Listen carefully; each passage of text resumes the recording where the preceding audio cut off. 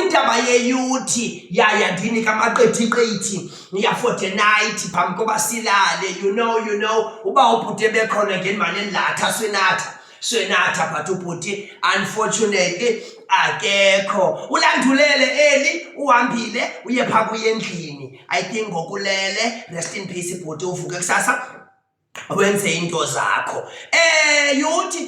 Yuthi imbezo xa ndiyicacisa amaqethi fortnight, it is the small imaginary place that is in between or is located or situated between iBhayi neTinarha.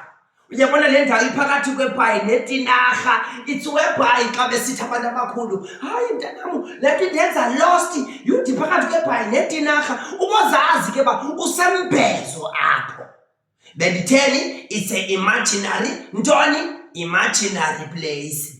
Number 2, yuthi phambi koba silale, isiphengwelo yuthi yinto efana nesithaba kwimisebenzi emihle yakho othi uyenze wena njengarasta mfana emzini, unikwe isiphengwelo.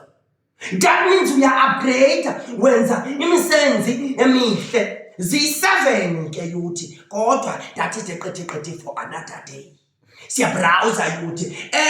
Number 3, yuthi eyesithathu indaba ithi hlukanani nokuconfusa iRastafarians nerastafane.